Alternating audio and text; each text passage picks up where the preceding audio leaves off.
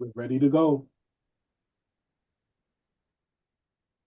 Good morning. This is Dr. Ron Daniels, President of the Institute of the Black World 21st Century, welcoming you to this forum on the international crisis in Cuba. It is occurring on February 21st, which is the day of the martyrdom of El Haj Malik El Shabazz, Malcolm X.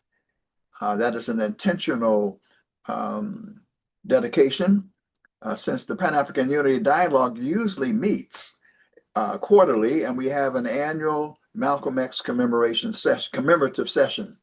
But this year, rather than having an actual meeting, because of the urgency and the danger posed to Cuba and to the Black world and to the whole world by the current administration in Washington, D.C., we thought it would be much better to have a forum, an informational educational forum on the crisis in Cuba, and to do some basic educating and to find out what it is that we can do in order to intervene effectively in this moment of grave crisis.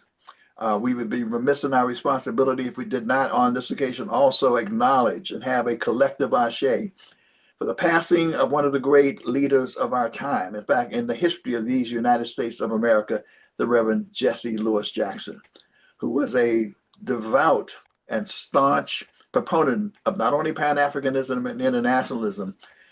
He was strong in his support for a number of nations, including Cuba. And we could go on and on about his record, but nonetheless, in fact, I saw a clip a couple of days ago with Reverend Jackson meeting with Fidel Castro, and in fact, having, obviously some serious conversations, though, about the nature of what is happening in the world. This forum today is, again, an educational one. Our presentations are going to be relatively short. We hope that you will stay with us through the entirety of the forum, because we're working to have a block of time on the back end where you'll have an opportunity through the chat to ask questions, to make comments, and whatever you'd like to do in that regard. And of course, we will be looking to do actions. We'll be looking the Pan-African Unity Dialogue of the Institute of the Black World 21st Century. We'll be looking forward to actually engaging in a number of actions as we move forward as well. Now, as we move our program forward, I am hoping that we have a young sister, Kim Poole, who is with the Teaching Artists Institute, who is supposed to do a tribute to Malcolm X, but I'm not sure she is in the house yet. And if she is not, what we're going to do is we're going to move to a powerful moment of solidarity between Cuba and Black America. It was a time, September 19th, I think, 1960, when Fidel Castro came to the United States for the UN General Assembly. And he decided that rather than stay downtown, he would go uptown to the capital of Black America. And in so doing, he had a famous meeting with Malcolm X. So without further ado, we have an interview, a recorded interview with Herb Boyd, who could not be with us today. Herb Boyd is a renowned author and the senior staff writer for the New York Amsterdam News, and much more than that.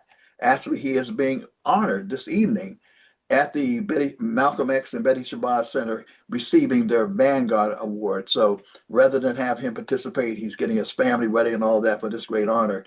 But we took a moment to just have an interview with him. So we would like to share that interview with you now.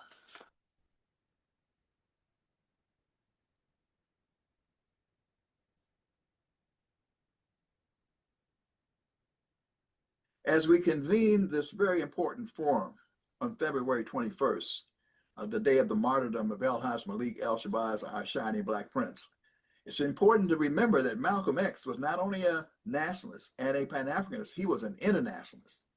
In that regard, one of the most amazing moments in the history of Black America was when Fidel Castro decided to visit Harlem on the occasion of the convening of the United Nations General Assembly in September of 1960. And there's no better person to talk about what that meant what it meant to Harlem, his own reflections on it, none other than Herb Boyd, who is our, a master author, writer, and the senior writer for the New York Amsterdam News. Herb Boyd, tell us what it was like to have Malcolm and Fidel meet in Harlem. Well, thanks, Dr. D. You know, we've been together on so many different occasions, and this is a special one for me. Anytime got Malcolm as a subject, my heart started beating fast. I loved him just without reservation, without hesitation. Over the years, I met him for the first time. Well, this 1960 is interesting because I guess I met him just about the same time in Detroit. Although by this time, I'm living in New York. In fact, I was working at the Atlas Brake Company out in Canarsie when this event happened. I heard about it, Ron, after it had happened. Hmm. Fortunately, hundreds, hundreds of Harlemites were on top of it, and they turned out in mass outside the Teresa Hotel. That particular moment is captured very well by, first of all, I'd like to give a shout out to Rosemary Mealy, who captured the essence of that meeting between Fidel and Malcolm in September the 1960 in her book. And in fact, she rounded up a number of participants, conversionals, people journalists, photographers who were on top of that.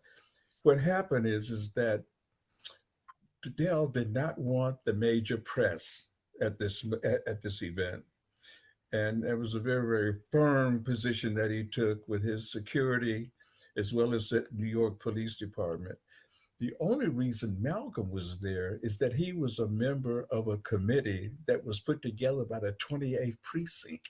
Imagine that. The police pulled it together, and Malcolm was the only member of the committee that was available.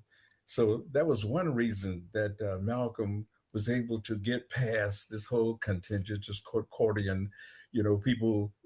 I mean, the regular press, could not get in, and they were upset to see that Malcolm also invited in some members of the black press.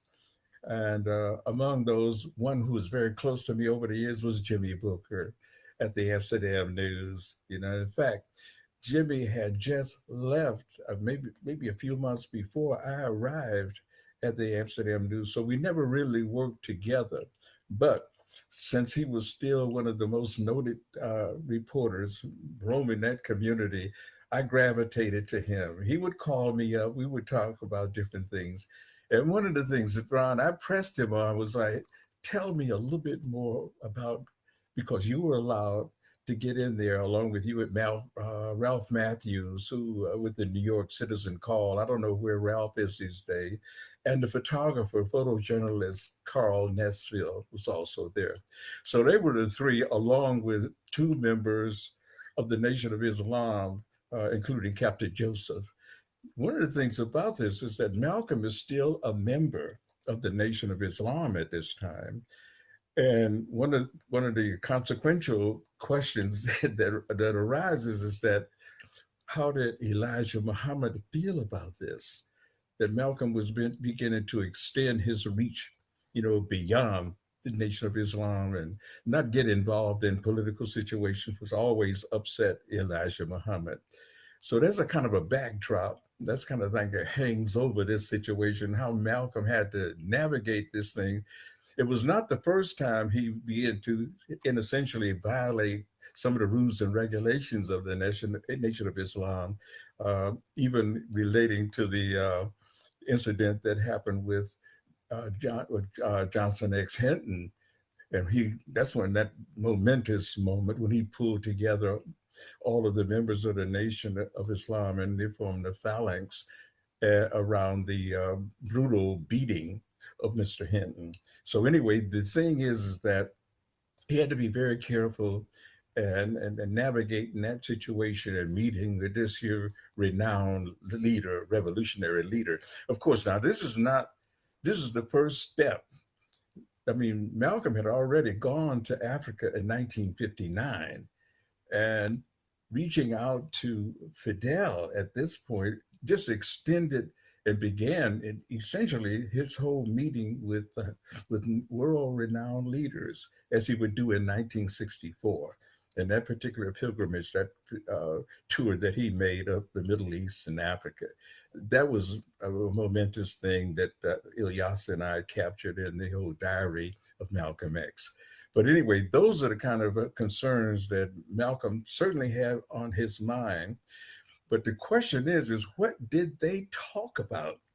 You know, one of the things beyond Rosemary's book is that obviously the FBI was on the case. Malcolm always realized and recognized that he was under surveillance, as I did in my book, in terms of the CIA and Malcolm X and other blacks, to offer some evidence of that. But the FBI was there. But the only one page out of this here surveillance thing comes out of that. So you don't get a feel for exactly what that conversation was all about. It was an impromptu for the most part. So Herb, it must have been powerful, utterly electrifying for the people of Harlem, who couldn't be in the meeting, but the fact that Malcolm, was meeting with Fidel and that he was not downtown, he was uptown in Harlem must have been huge. It must have had a great impact on the psyche of all those who came. No, I mean, one of the things about this is that the Nation of Islam was just really beginning to surface. You know, that's the hate that hate produced. You know, the Mike Wallace thing, along with Louis Lomax, that would come almost within the same circle of activities and events around this moment. But the revolution, I mean, you have to understand how the revolution had occurred in Cuba and how that began to resonate. Certainly, the Bay of Pigs situation gave additional resonance. So here is Malcolm sitting with Fidel Castro. My goodness.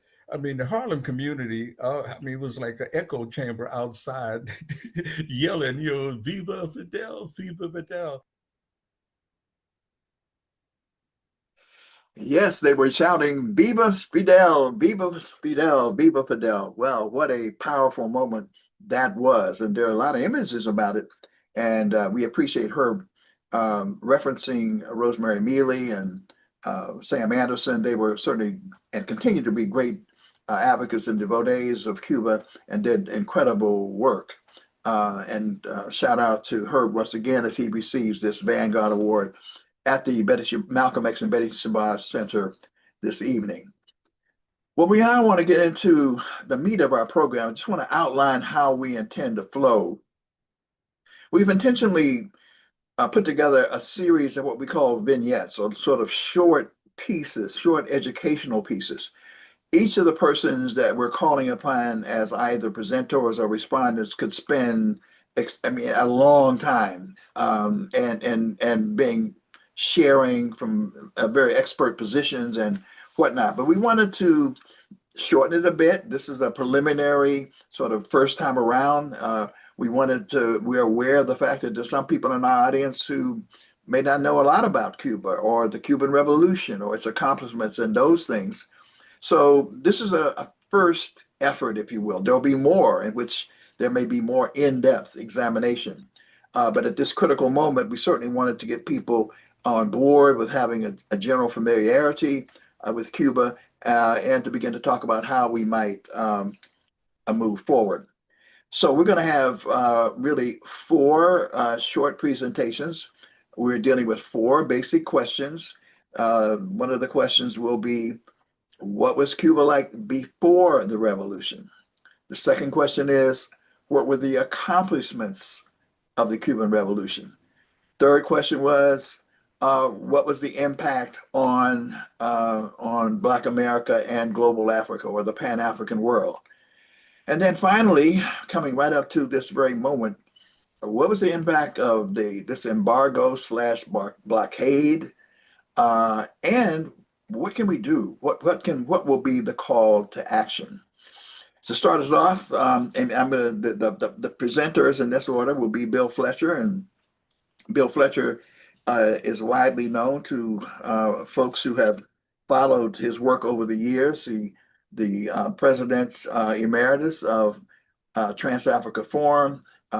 He's also a veteran social and political activist, and one of the leading voices working on labor issues in the United States and beyond. Um, Following him will be Olga Sambria, who was a collaborator with the Puerto Rican Institute for International Relations, which is based in San Juan, Puerto Rico. And then Cuba's contribution to the global African world will be David Abdullah.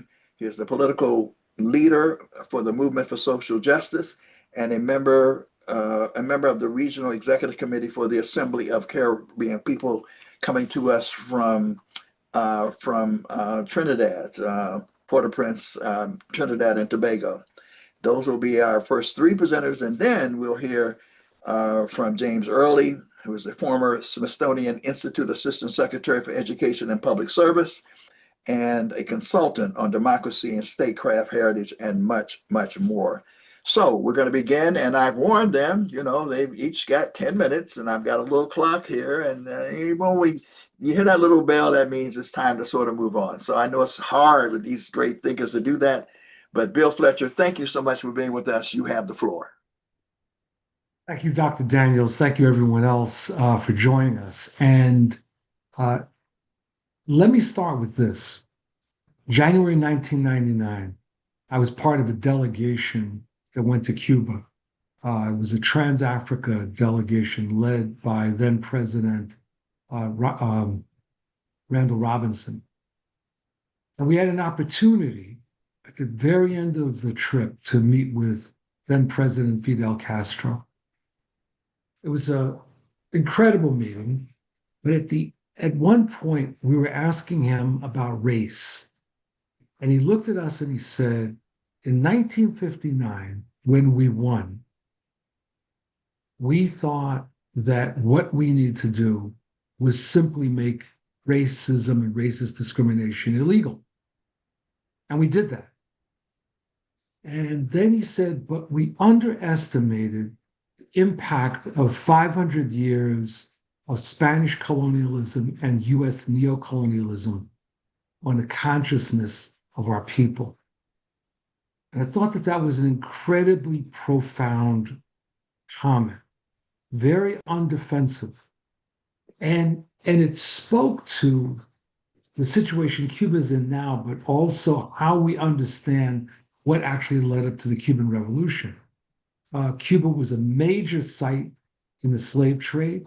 Many slaves that would be ultimately brought to the United States had been first brought to Cuba and then taken up to the United States. There were efforts at a certain juncture in the 19th century by the Spanish to increase the white population because of how overwhelming the Black population of Cuba was. The two wars of independence against Spain had at their core Black people. In the first war, there was a major effort for emancipation against slavery. And then in the second war, which began in 1895 and ultimately was co-opted by the United States, although Jose Marti is most well known as the initial leader of the revolution, it was Black Cubans that was central to that. And the fact of Black Cubans being central was something that was very important when the United States entered the war in 1898, because the United States, at that point led by William McKinley as president, was very fearful, very antagonistic to the idea of any kind of Black leadership of Cuba. And so they went about a number of things. They basically forced the newly independent Cuba to agree to something that was called the Platt Amendment, PLATT, which guaranteed the United States the right to intervene in Cuban affairs. It's just an absolutely unbelievable act. but it starts to feel like what is being perpetrated against Venezuela right now and what the United States clearly wants to do with Cuba at present. The United States also was very active in promoting racial segregation and various forms of discrimination and propping up forces within Cuba that were very much in opposition to Black freedom and to Black political power. It was ultimately the Communist Party of Cuba, which was known as the Socialist Party, PSP, of Cuba, that became a major champion of Black liberation within Cuba. But race was an underlying issue and has been in Cuba for a very long time. And the United States went to all sorts of efforts to continue to perpetrate racial segregation. And beginning in the 1930s, late 30s and 40s, you had the introduction of the Cosa Nostra, the Italian or Sicilian mafia that began moving into Cuba, and particularly in establishing links with and helping to build gambling casinos and other forms of corrupt activity within the island. It was the neo-colonial rule of Cuba by the United States in an alignment with various elites there and in alignment with mobsters that contributed to the eruption that first takes place in 1953 militarily in the attack on the Moncada barracks by forces led by Fidel Castro. And then later in 1956, the resumption of a war that results in 1959 in the victory of the July 26th movement that was led by people like Fidel Castro, Che Guevara, and others. A final note, just on a strange cultural level, anyone who watched Godfather 2, the film from the 1970s, might remember a scene in which Michael Corleone, played by Al Pacino, is making a comment to this Jewish mobster about the developing crisis in Cuba. It was the revolution. And he makes a point about how a Cuban revolutionary set off a hand grenade in a car, killing himself, but also killing representatives of the government, police and military. And he makes this comment about the level of dedication of these forces compared with what he was seeing elsewhere. And I thought that was a really interesting moment because he was really summarizing that there was this incredible social force within Cuba that had decided at great risk to move forward and to take down a repressive, racist, and neo-colonial regime at that point led by a man named Batista.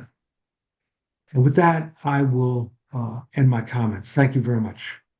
Well, Bill, thank you so much for that very, very illuminating presentation, quite powerful, outlining that history and staying within your time. I mean, goodness gracious, I mean, this is impressive. We're now really honored at the recommendation of Comrade Don Rojas, who brought our attention to the next presenter, whom he knows well. And I think he mentioned that she's also had been associated with the Puerto Rican Socialist Party. I remember over the years having an association dealing and fighting for Puerto Rican independence as well, with some comrades that we might know in common.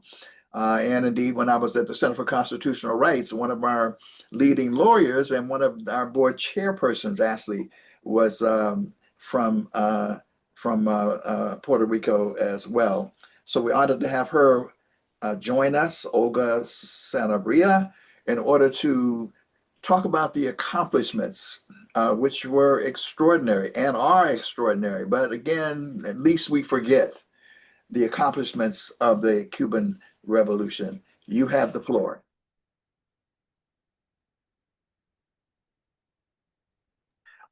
Thank you. Thank you very much. I'm honored to be in this panel, and I'd like to thank the organizers and all your hard work for getting this done. And I'd like to thank John Rojas, a longtime friend for more than 40 years, actually, with whom I sort of like reconnected recently, and also say hello to David, that someone that I know and admire for a very long time. And I also like to say that it's such a timely event because of what we're seeing in right now, the intensification of the blockade, especially the oil blockade that's taking place right now against Cuba, and other international developments, including the kidnapping of President Maduro and his wife, and Assembly member Celia Flores. So thank you very much. I would like to begin by talking about the material advances in Cuba in terms of human rights. And I think that these advances are somewhat known, especially in the area of healthcare and education. But of course, the social development and advances of the Cuban Revolution go beyond that to extend to the right to housing, the right of organization, exactly, the right, of course, as had been mentioned, of Black Cubans. So these advances are somewhat known. And I would like to emphasize also on the social advances in Cuba in terms of not just advances in education and health and other areas, but also advances that have to do with consciousness, that have to do how one sees oneself in one's greater context. And I think that that has been a huge advance of the Cuban Revolution as regards the Cuban people, but also beyond. So I think one of the things that the Cuban Revolution has advanced from the beginning has been the actual consciousness of the Cuban people of the importance of their national sovereignty and independence. And of course, after the revolution, we saw the redefinition of the defense of sovereignty and the importance of sovereignty and independence. And of course, to the outside world, the contributions and advances that the revolution made possible in terms of the understanding of revolutionary forces and people all over the world regarding the meaning of solidarity, the meaning of anti-imperialism, the meaning of the love of other struggles, of the love of the peoples and struggle of other countries. And I think that this is something that has been a great advance of the Cuban Revolution beyond its own borders, and how the Cuban Revolution has contributed internationally to revolutionaries everywhere. And as I said, what would we know about anti-imperialism? What would we know about solidarity and the love of other peoples and their struggles if we did not have the point of reference that the Cuban Revolution from the beginning created for us? So I think that's an advancement and contribution that we really need to also be very conscious of and also be very grateful for. I like to go back to the advances in Cuba internally and what I mentioned about the people and advances in terms of their consciousness of themselves and their role in making a reality the advances and the objectives of the Cuban Revolution. And these advances extend to mass organization of the Cuban people. The revolution created the conditions for the Cuban people to be active in their defense through mass organizations that had to do with the community, such as the Committees in Defense of the Revolution, mass organization in the trade union sector, mass organization of students, mass organization of women for their rights and everything that the Cuban Revolution wanted to advance that didn't advance in terms of the rights of women. And of course, what has also been mentioned, the rights and the advancement of Black Cubans. Another source of organization that was an advance for the Cuban people after the revolution was the organization of cadres and the bringing together of cadres in organizations, such as the Cuban Communist Party, such as the Union of Communist Youth.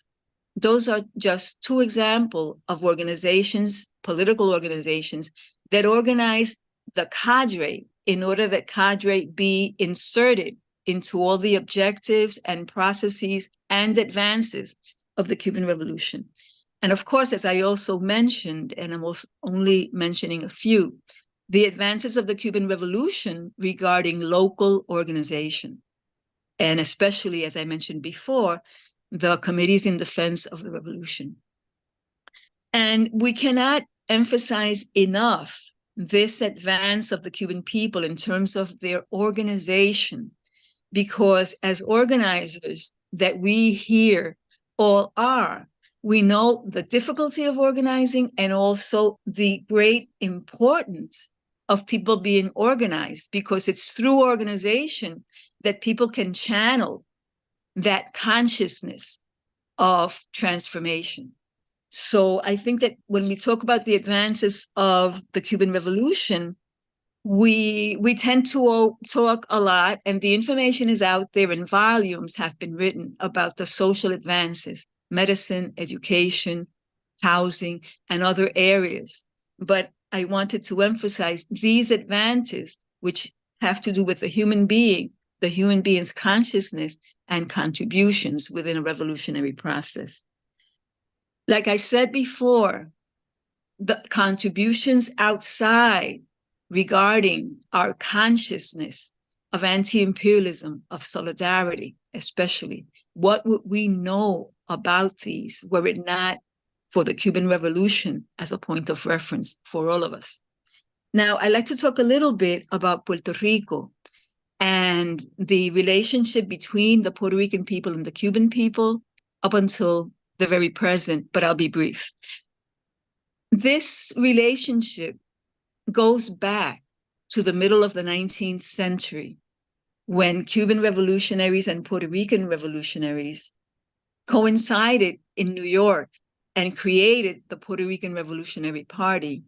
And within that party, the Committee for Puerto Rico Independence. Now, this relationship extended throughout. However, it was difficult to materialize even after Cuban independence because of what our friend Dr. Fletcher mentioned regarding the Platt Amendment, which, even though Cuba had become independent, it had this lockhold of the Platt Amendment, which prevented Cuba and the Cuban government from actually developing progressive policies, and that includes international solidarity and materializing institutionally solidarity with Puerto Rico. So it isn't until the Cuban Revolution that this profound relationship between Puerto Rico and Cuba can be materialized in a stronger relationship of solidarity. And Cuba has been extremely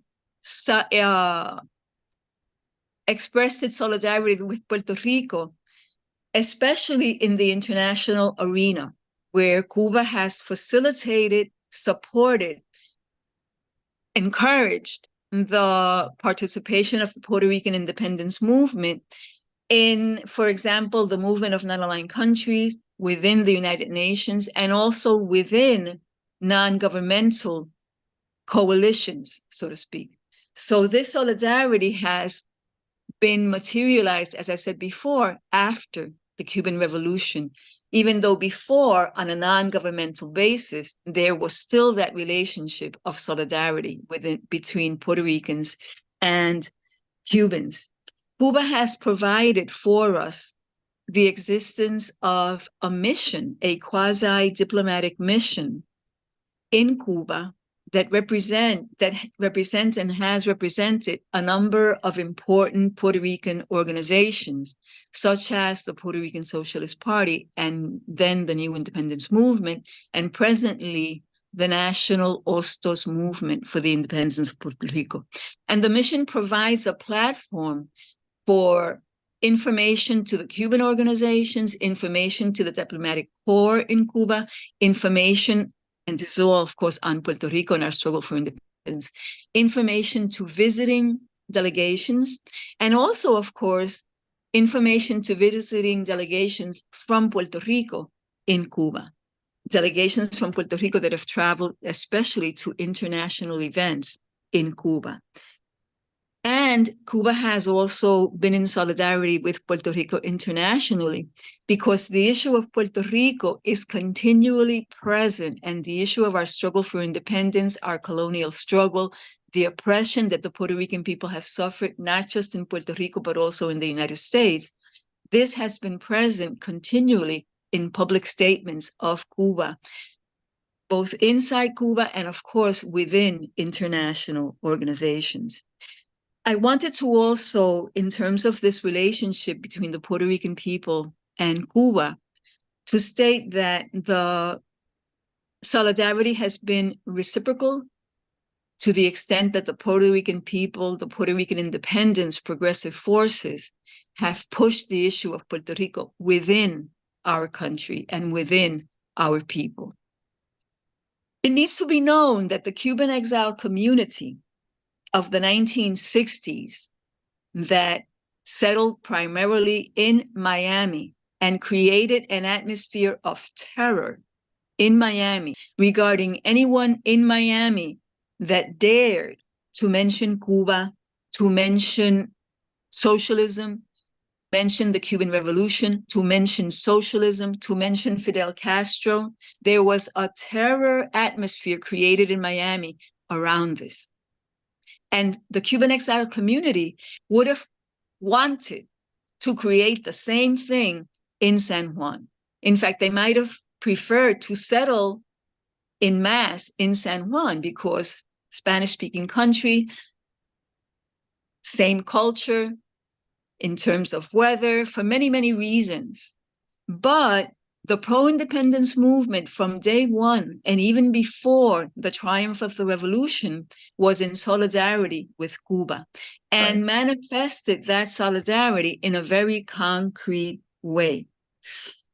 The Cuban... We need you to wrap up, please. Okay, I will. So just to say that the Puerto Rican Socialist Party created the institutions to facilitate travel to Cuba by the Puerto Rican people, and also held many solidarity activities. And for this, and I really want to get this in here before I conclude, the Puerto Rican independence movement has paid a price because during the 60s, 70s, and even 80s, United States intelligence coordinated with reactionary Cuban forces in Puerto Rico to provide information and to provide the means for the Cuban community, the reactionary terrorist Cuban community in Puerto Rico, to attack the Puerto Rican independence movement.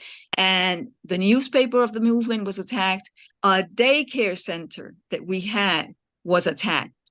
The travel agency that sold tickets for travel to Cuba was attacked.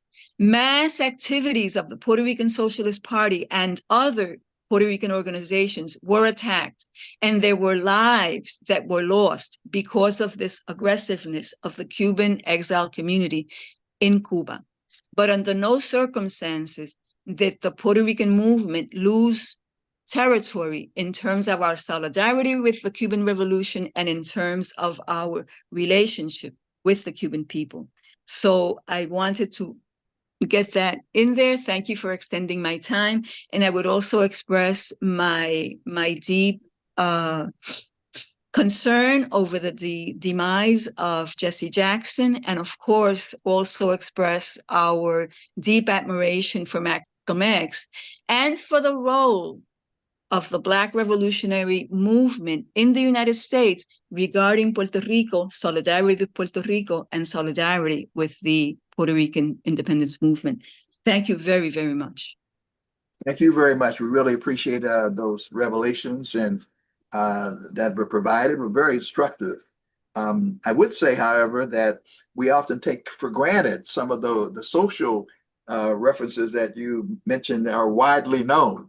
And quite frankly, there may be people who are listening who are not aware of how these accomplishments. And let me just quickly say that we live in the United States of America where there is no universal health care, whereas in Cuba, there is universal health care, but also Cubans have developed some of the most advanced medical techniques in the world.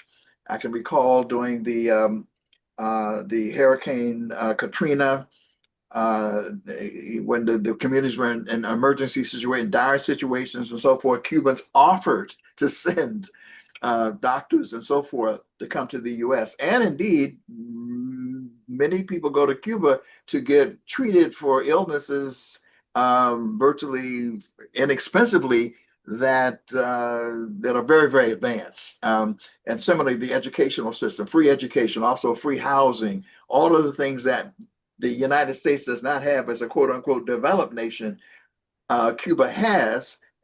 Its ability to broaden and develop has been stunted by, as others will speak about. But it is important to say that. I will say that the other thing quickly, unfortunately, I had one visit and I was supposed to come back and whatever, but the focus on education from a practical standpoint, where students are not sort of taught from sort of an esoteric methodology, but from the point of view of practicing that which they want to become. So if it's agriculture, they're actually engaged in agriculture. They want to do communications. They're even at young children are learning how to film and to do videos. And I'm sure it's even more now. So I just want to quickly say that those aspects are incredibly important simply because of the contrast of this nation being strangled by the United States of America that does not have the kind of socioeconomic benefits that Cuba has provided as a part of the revolution. So I just wanted to add to that presentation, but we really, really appreciate you talking about the question of the formation of consciousness, which is by no means something that we should underestimate. Well, let's now turn to David Abdallah. One of the things that I recall is that Fidel openly called Cuba an Afro-Hispanic nation. There's no hesitation about that. He said, we are an Afro-Hispanic nation. And so we wanted to have a presentation that also talks explicitly about the contribution of Cuba to global Africa. David Abdallah, you have the floor. Thank you very much, Brother Ron Daniels, and greetings to everyone. I want to say that today is also symbolic for this particular discussion about Cuba and solidarity with Cuba, because February 24th is an important date in the Cuban history of independence. My friend and comrade Bill Fletcher spoke about the 1895 War of Independence. So that was started on the 24th of February. So in 3 days' time, Cuba recognizes that anniversary of the 1895 War of Independence, which was led by Jose Marti and, very importantly, by Maximo Gomez, who was a Black Cuban and was one of the major generals in the field in that War of Independence. And I just received this morning a message from Cuba, from a comrade from Cuba, from the Institute of Cuban People with the Friendship with the Peoples, saying that because of the blockade of energy and other matters and the strangling of Cuba at this time, that there are certain counter-revolutionary forces within Cuba that are planning to do something around 24th of February. And so it's important for us to express solidarity with the Cuban Revolution and to call out these elements who no doubt are being supported by Rubio and by Trump and by others. So we need to pay attention, and therefore this is most timely indeed. Switching now to the issue of my topic, which is Cuba's contribution to the global African world. We must remember that Che, part of the Cuban leadership, went to the Congo in 1965 in support of the revolutionary movement for independence in the Congo, being led by Patrice Lumumba. And I can't give all the details. I'm just going to, given time, identify some of the highlights. The first tricontinental conference of people was held in Cuba in January of '66. We're talking just a few years after the Cuban Revolution. January '66, leading to the formation of the Organization of Solidarity of the Peoples of Africa, Asia, and Latin America, OSPAL. And that great African revolutionary, Amilcar Cabral, made an important intervention in that tricontinental conference in January of '66, which is now known as a weapon of theory, very important theoretical address by Cabral. And incidentally, the President General of the Oilfields Workers Trade Union, of which I was a part for very many years, George Weeks, of course, I wasn't there in 1966, but George Weeks did attend that first tricontinental conference in Cuba. Had to travel from Trinidad to London, London to Spain, and Spain to Havana because of the economic blockade against Cuba.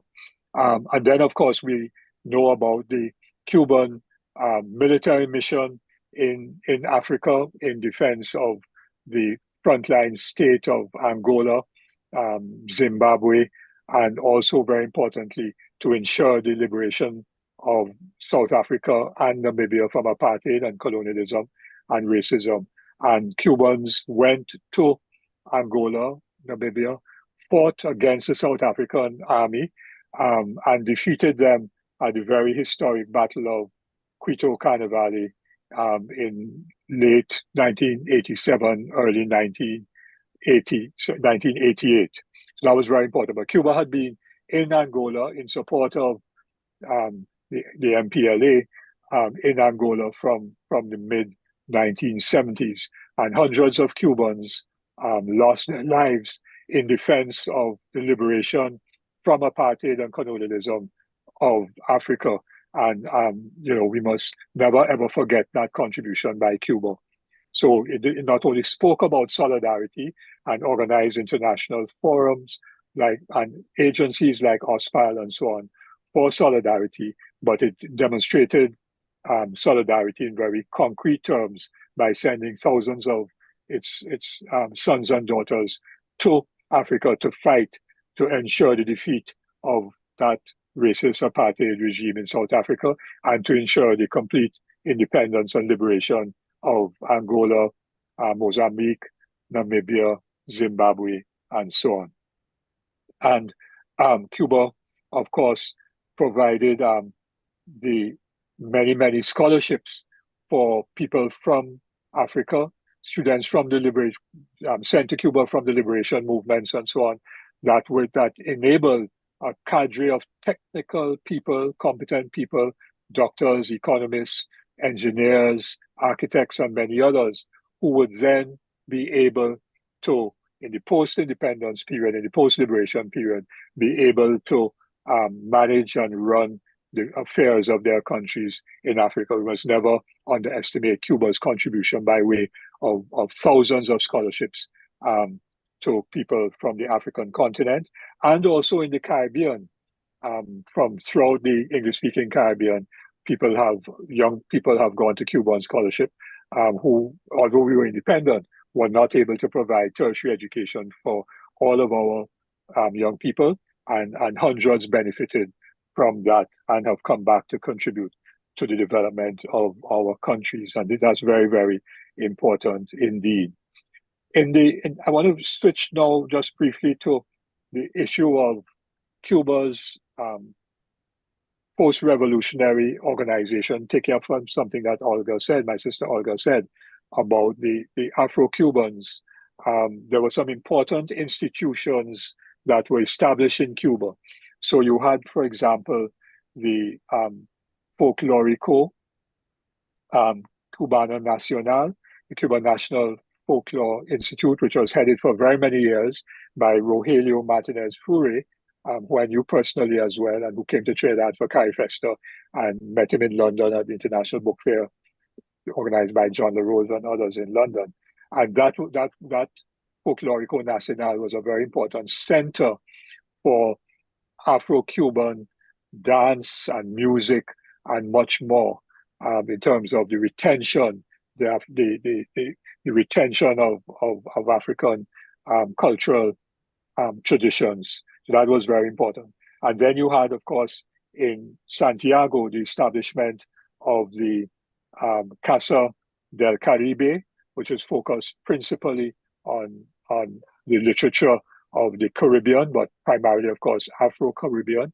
And that's an important center. And of course, Santiago is the city where Fidel launched in 1953, July 26, the attack on the Moncada barracks. And most of the revolutionary movements began in the east, in Santiago, and moved west towards Havana, across the mountains. But you also have in Santiago the Festival of Fire, which is dedicated every year in July to a particular country, for that country to showcase its literature, its music, its dance, and so much more, and engage in artistic and intellectual activities. So Cuba has made sure that it is a center for the engagement of African cultural, both out of Africa and African retentions in the Caribbean and the diaspora. And then, of course, Casa de las Americas itself, based in Havana, has highlighted the works of important West Indian writers like George Lamming, Norman Gervin, and many others, and was led at one time by that very important Afro-Cuban poet, Nancy Morion. In terms of films, I must remember and recall Gloria Rolando, very important Afro-Cuban filmmaker who produced that seminal film on Ogun, celebrating the African religions in Cuba, and also produced a film, Bill, very important film, 1912, on the 1912 massacre of the Independent Party of Color, which massacre had been not talked about by the Cuban Revolution for very many years. And Gloria, through that work and through a film, brought out that massacre when, after the 1895 War of Independence, under that Platt Amendment, under the US influence, the Black political class, liberation class, was attacked, and hundreds were killed. And Gloria produced an important film on that, as well as the West Indian migration into Cuba, so that there are people in Cuba who trace their roots back to Jamaica, Barbados, Trinidad, and many of the other West Indian islands, and so on. And so that is also an important history and connection between Cuba and the African diaspora. I want to now speak about Cuba's contribution by way of its medical brigades throughout the world, but we particularly recall, if we're speaking about its impact to the global African world, the medical brigades in West Africa dealing with the Ebola crisis. The Cuban doctors were virtually the only international doctors who were prepared to go into West Africa and deal with patients who had Ebola and help those countries get that Ebola pandemic under control and significantly eliminated. They went into Haiti. They were in Haiti before, but they were the doctors who were there in that devastating earthquake and were able to contribute immensely to the Haitian people. And the Cuban doctors are still, and nurses, medical professionals are still in Haiti providing support to the Haitian people and elsewhere in CARICOM as well. And then I also want to speak just very briefly about the fact that Cuba was recognized by CARICOM in 1972, the then 4 independent nations of CARICOM, Jamaica, Barbados, Trinidad and Tobago, and Guyana. And Fidel deeply appreciated it. And as a result of that, established the CARICOM Cuba Day, which is in December every year, and every 2 years as a CARICOM Cuba Summit. And it is very, very distressing that yesterday, the Prime Minister of Trinidad and Tobago launched a vitriolic attack on Cuba. It sounded as if it was written by a junior staffer in the US State Department, but she said that Cuba is communist, is a dictatorship, and she ranted and raved and so on, obvious as a prelude to supporting whatever the US is planning to do in Cuba. But we will oppose that. We will call out those narratives, and we will do as much as we can as a Caribbean people in solidarity with Cuba, because Cuba has given so much to so many. And Norman Gervin, in that very important address when he received an honorary doctorate at the University of Havana, Norman Gervin being the outstanding Caribbean political economist, Norman said in his address that the debt to Cuba is unpayable, which was a takeoff on what Fidel had said in the 1985 conferences on the foreign debt, which conferences were themed, the debt is unpayable. And Norman was saying that the debt to Cuba for all that they have done, African liberation, scholarships for our people, medical brigades, what Olga spoke about in terms of consciousness and so on, all of those things, the debt is unpayable. But we must step up now and do our very best to support Cuba materially and otherwise in solidarity as they're faced with their gravest threat by US imperialism since the start of the revolution in January of 1959. Thank you very much. Thank you very much. I have to afford you a couple of more minutes, however, to talk about the contribution of Cuba to the Grenada Revolution, and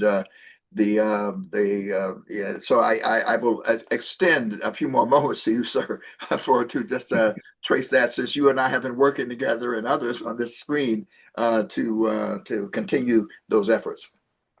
Yes, thank you very much, Dr. Daniels. I don't know how I missed that out, but you're right. I mean, the Maurice Bishop International Airport would not be in existence had it not been for the solidarity by Cubans in terms of engineering, material support, personnel, and so on, design. They essentially built that international airport, which is central now to Grenada's economic development and independence. And of course, Cubans died at the airport defending themselves against the US military when the US invaded on the 25th of October 1985, following the destruction of the Grenadian Revolution through the internal crisis that began with the assassination of Boris on the 19th of October 1983. Sorry, I said 85, 1983. So yes, that the Cuban contribution to Grenada was very, very real and concrete, both in terms of material support to build the airport and in terms of lives lost in the defense of Grenada against US imperialism. Thank you very much. Thank you. Okay, let me just quickly say to our folks who are tuning in and listening in, we also want to express our appreciation to Rock Newman and the Rock Newman Show. They are tuning in and are partnering with us, or at least they are plugged in, and we certainly want to acknowledge that, because we are trying to get as wide an audience as we possibly can on this educational forum. Let me also say that all of our panelists have been great and are contributing in enormous information. But for me personally, I must say that the next presenter has been one who has just been tireless in educating and getting us to understand, and devoting his life really to Afro descendants and getting us to understand the connectivity and the importance of making those connectivities, but also understanding Cuba and how Cuba situates itself within the global struggle against imperialism and for a better world. So I just wanted to say that, because I certainly have benefited enormously from this next person who is just incredible in terms of his contribution. So James Early now has the floor. Thank you, Dr. Ron Daniels, and to the Pan-African Unity Dialogue for this, I think, extraordinary and informative to action public education panel. Let me just sketch out a few points. One, by beginning to by acknowledging that the contributions of Herb Boyd and Bill Fletcher and David Muhammad, I think, have laid out the centrality of African American solidarity with Cuba, keeping in mind that this was not just a relationship between the Harlem African American community with Malcolm X and Fidel Castro and the Cuban Revolution, but that Fidel Castro had arrived with his delegation to a United Nations conference, the global community in New York City, one of the most diverse cities of the entire world. And therefore, the relationship between what happened in Harlem with Fidel Castro and Malcolm X and others really sets Black Americans in a global context, in a national context about national policy and national solidarity. And of course, as David Abdullah has laid out in relationship to Africa, we see the global humanity of the Cuban Revolution, which is really indexed around overcoming and defeating apartheid in South Africa, which was a global affair in which Cuba played an extraordinary role about the vantage point of how humanity should evolve. I was recently in Cuba the last week of January with the Busboys and Poets travel a tribal travel group, and with two other people from the delegation of 20, I had another opportunity to meet with President Diaz-Canales of Cuba, along with Carlos Ocasio, who is the deputy foreign minister. And I just want to address, before going to the specifics of my comments, the context of looking at the international crisis in Cuba and sort of reframing that of Cuba in the context of an economic crisis. And this was my comment to the president, that we are experiencing a crisis, that is a lack of normalization in the United States with the defeat, the dismantling of liberal democracy, in which diversity, equity, and inclusion has been the main catalyst. And of course, who has been the most catalytic force in opening up the public space in the United States? It's been African Americans. And this has direct implications for the role of African Americans at this moment of the internal crisis in Cuba. We're also witnessing a crisis that is a failure of the normalization, at least at the level of formal protocols in the international arena, with the post-World War II accords, in which they are now being dismantled, dismissed, and overrun by an imperial presidency here in the United States of America, backed by 1/3 of the voting population, called the MAGA social movement, which has political operatives in states across the United States and in the United States Congress, and certainly in the White House. And again, it has particular implications for what's going on with African Americans.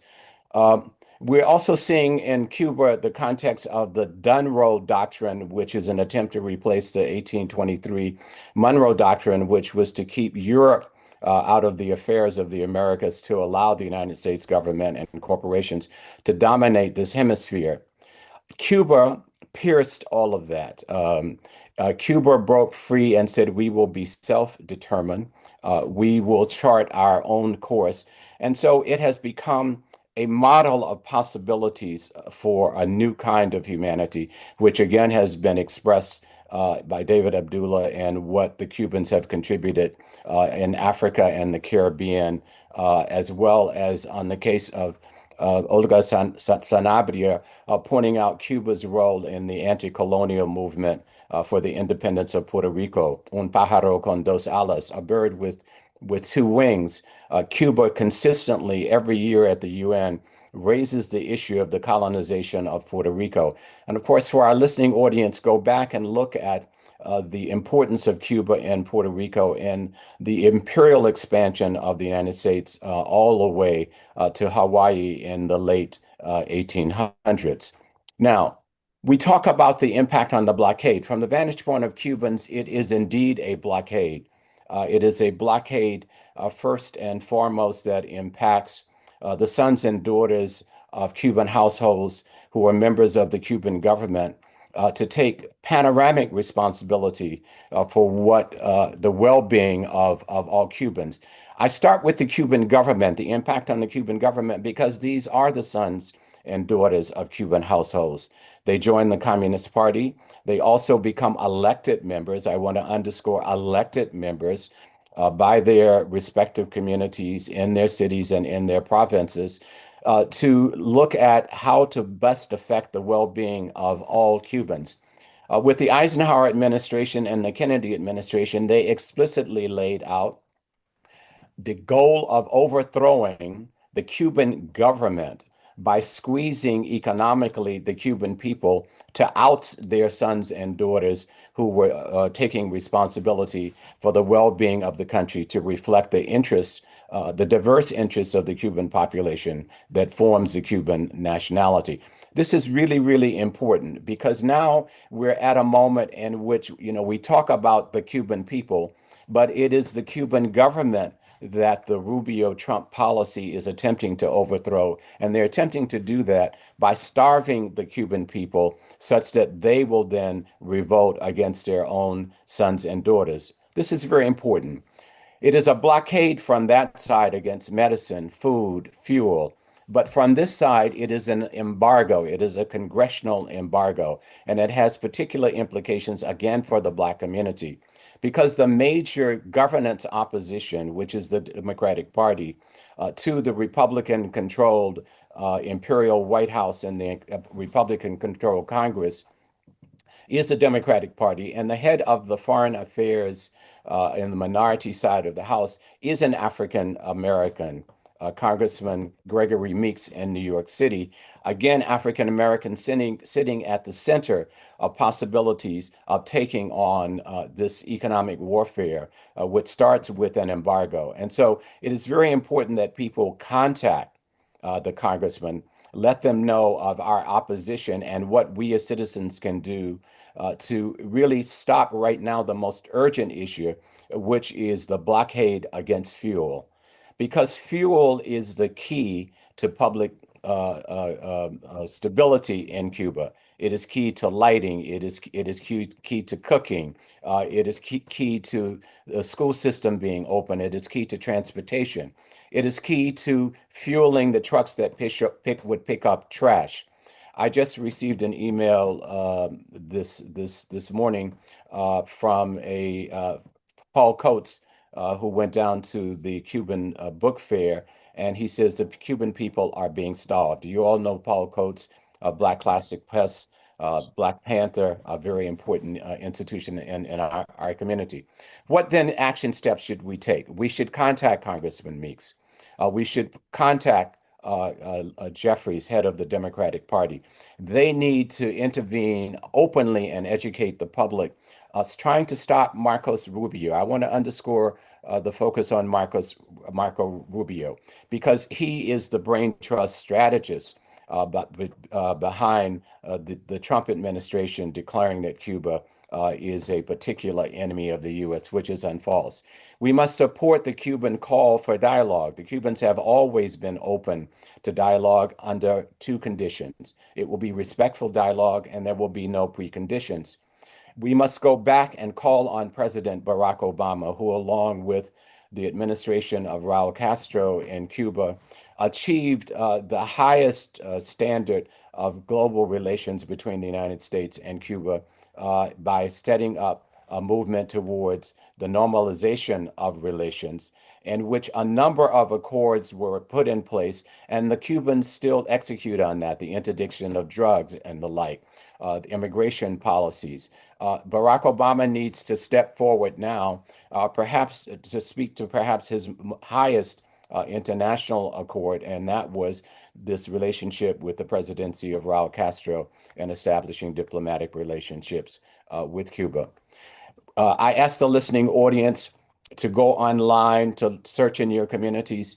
There are hundreds and hundreds of relationships between not only African Americans, but Americans in general in collaboration with Cubans who are doing humanitarian efforts in collaboration. I want to underscore collaboration. The Cubans are not looking for charity or free aid. They're looking for collaboration as the United States attempts to starve them out and to try to force them into turning against their government. The United States policy is to really now, from that side, to blockade Cubans so that Cubans cannot exit. In the last 3 years, there have been approximately 2 million Cubans who have left basically for economic reasons. The United States is now trying to stop that such that they can force an implosion. So I ask you to collaborate at that scale. However, I want to go back to the Cuban government. It is important to recognize that the scale of the problem of this U.S. economic warfare blockade with sanctions and now the intensified starvation policy requires that the Cuban government be able to carry out its responsibilities to its citizens. This is the importance of focusing on the congressional arena and trying to move people like Barack Obama. I also want to encourage people to travel to Cuba. It is legal to travel to Cuba, establish ties with local citizens, as well as ties with the Cuban government, such that your contributions, your solidarity contributions, can be put into systematic organization to have impact and contributions across the country, not just one-offs. But as I said, there are hundreds of issues, hundreds of projects going on that you can tie into. Um, Finally, let me conclude by saying this, that the ideal of Cuba goes back to the ideal of the Haitian Revolution. It was the Haitian Revolution which opened up the revolutionary movements against Spanish colonialism. It was a Haitian Revolution that is still paying the price of breaking free from slavery and colonialism in Haiti. The second major development of freedom was the Cuban and is the Cuban Revolution. It is an ideal that the United States government and corporations are trying to squash. It is an ideal that we see that has practical implications, as has been laid out in all of the previous presentations here, in material, humanitarian, humanistic ways. As Fidel Castro noted, they went into Africa at the request of Africans to fight for African liberation. They did not bring home 1 ounce of oil. They did not bring home 1 ounce of gold. They went for humanitarian, democratic reasons. And so here is the context in which African Americans must step forth with our representatives who are key to the Democratic Party opposition to Republicans. And we are key in relating to the development of democracy within Cuban socialism. There is a presidential commission against racism and discrimination, which indicates that in the context of Cuban socialism, there is a recognition not only of the legacy of racism that has marginalized many sectors of Cuban society, but that with issues of remittances, it was mostly white-skinned Cubans who came to the U.S. It is mostly white-skinned Cubans who were in Miami who are trying to overthrow the Cuban Revolution. And so that there is this still disproportionate impact on people of color in Cuba as there is an overall attack on Cuban society at large. This is the context in which African Americans and the African Union and African countries should look at taking up solidarity with Cuba by breaking this embargo on the U.S. side and stopping the blockade against Cuba expressing its own humanity, particularly on the oil question right now, which is key to Cuban revolutionary survival. Thank you.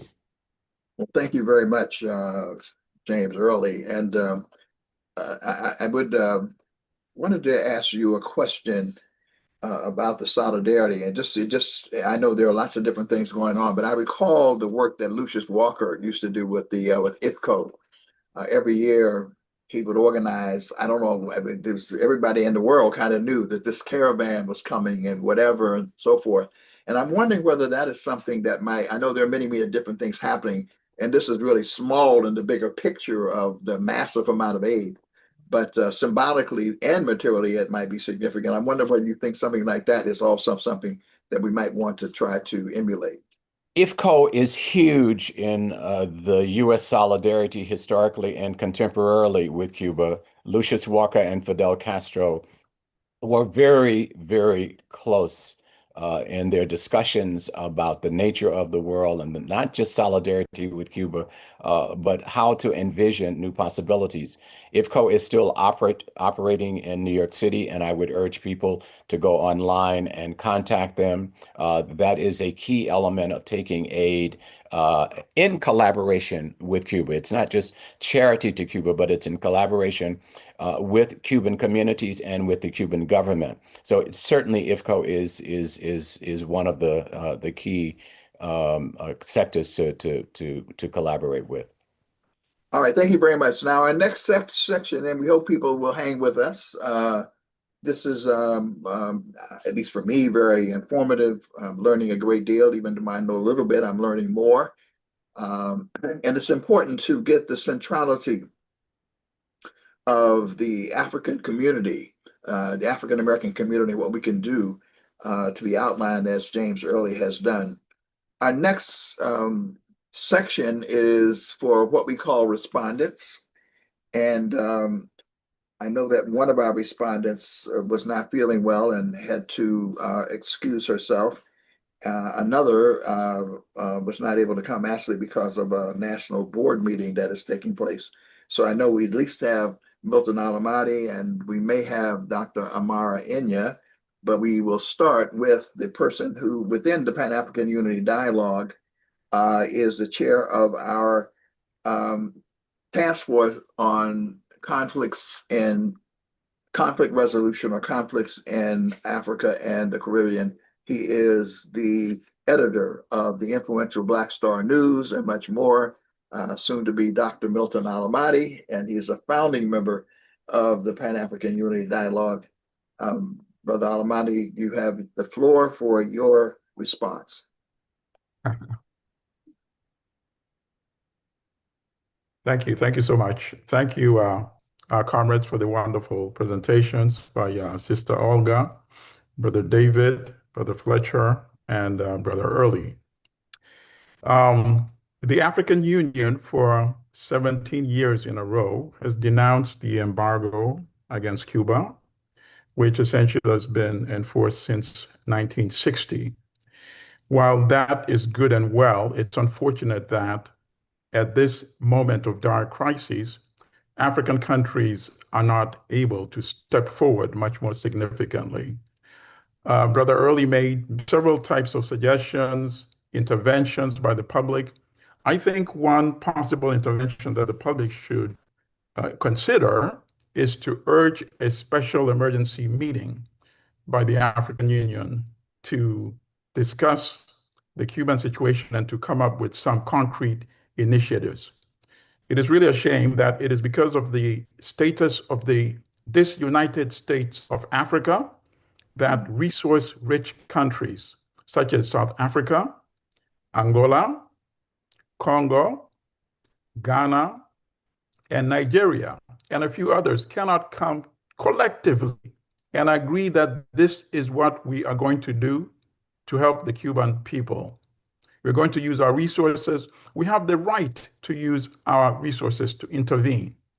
And of course, part of the problem is that, as Thomas Sankara reminded eloquently in 1987, when you take such decisive action individually, you will not survive. Of course, Sankara in 1987 was calling for renouncing the debt at the OAU conference in Addis Ababa. But he said, if I do it individually, I will not be alive to attend next year's conference. That was in July, October 15, 1987. He was killed by agents of imperialism.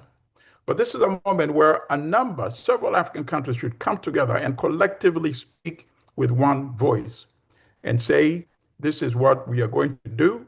And if it's 10 of them collectively making such a stand, it's going to be difficult to eliminate all of them collectively. So that would be my suggestion for intervention. Perhaps we can even consider drafting a statement that we get the public to then support.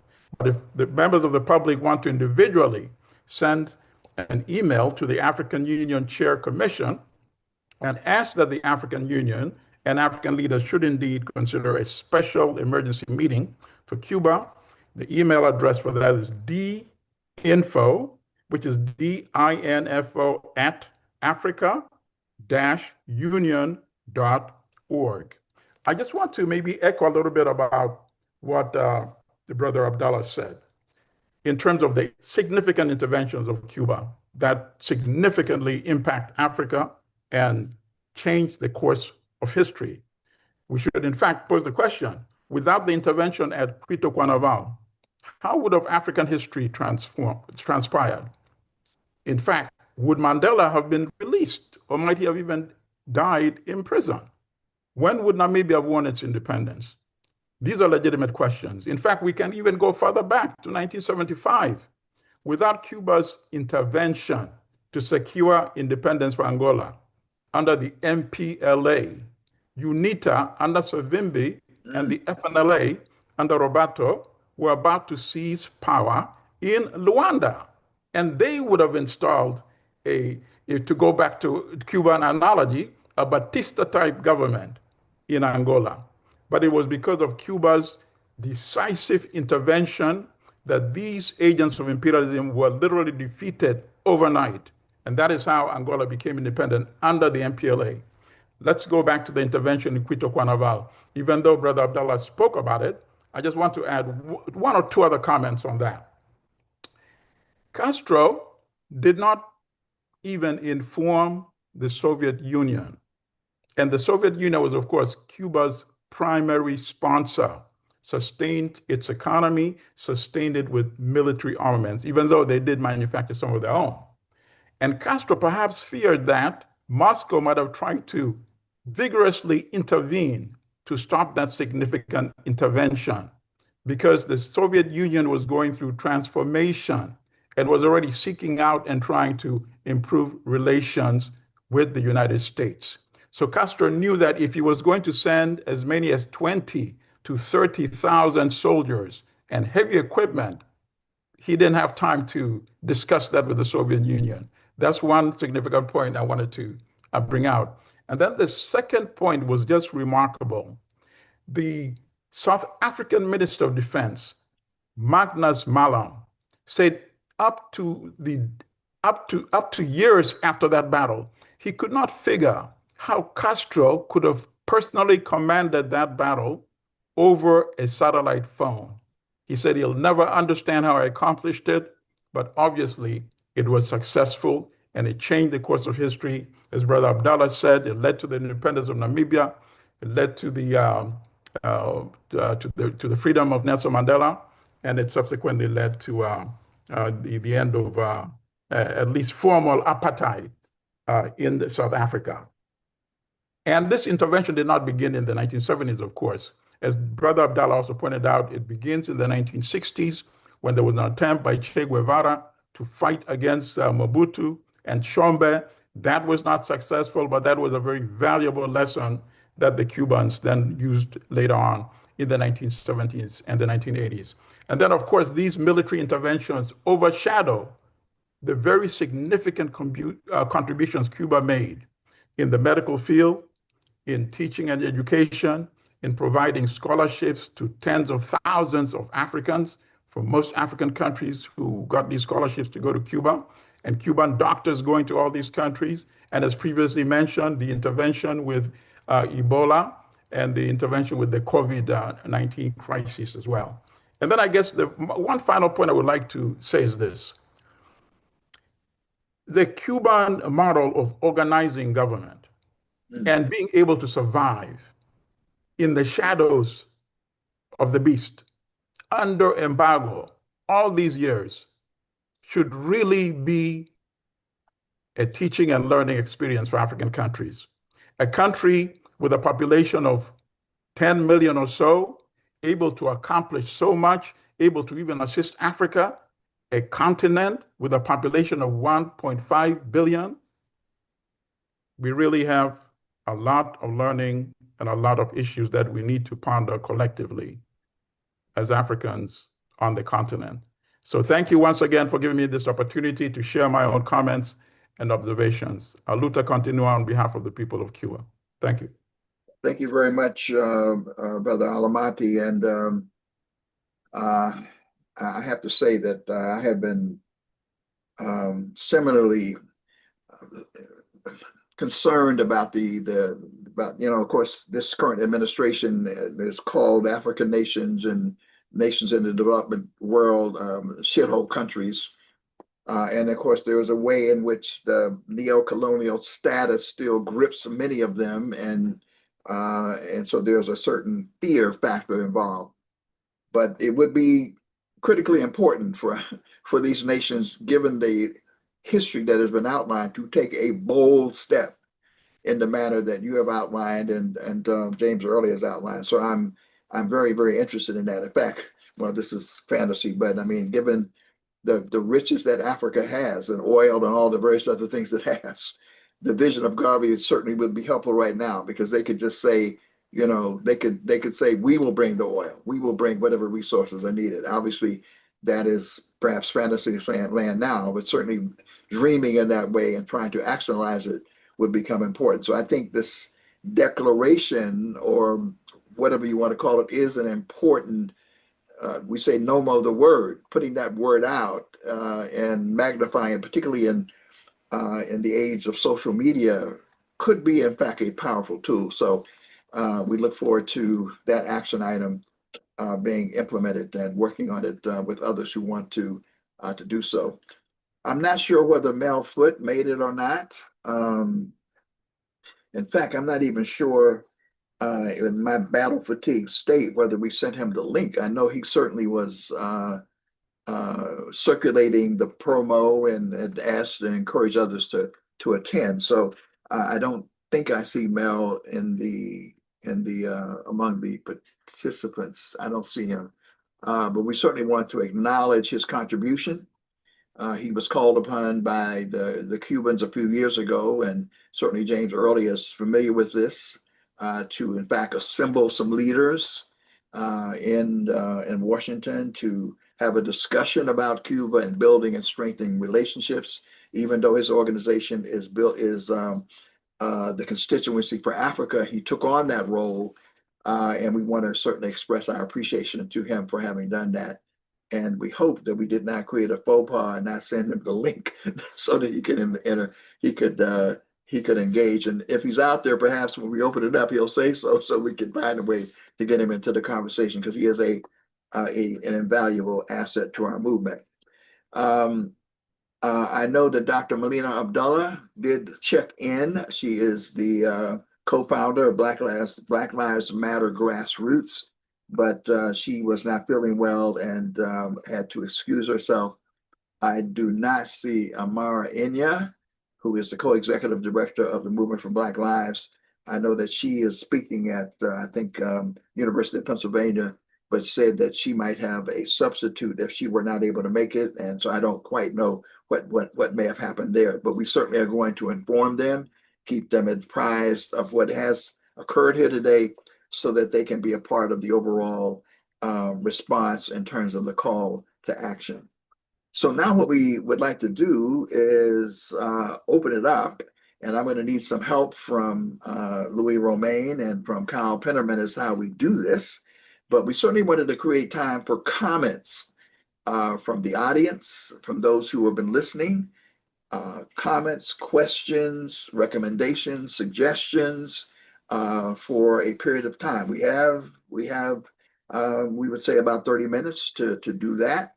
And so the chat is, I guess, already been open, but I guess the chat now is open, and the chat is the floor for people who have questions, comments, observations. It need not be a question. You may have a suggestion. You may have a statement you want to make in that regard. We welcome your participation in that regard. And I guess, Louis, you will shout it out or let me know who's who and whatever the comment is, or however it is being managed. Y'all know I'm a tech neophile, so I'm not quite sure how y'all younger brains are going to pull this off, but we certainly wanted to do it. So any instructions you want to give, please feel free to speak up and let us know how we're proceeding.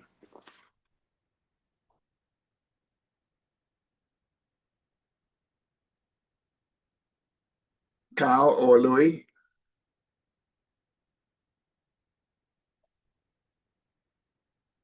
Hello, y'all. Yeah, give me a second. I'm trying to pull Louis in. Okay. Oh, there's Mel Foote. There's Mel Foote. He's in the waiting room. Let's get Mel in.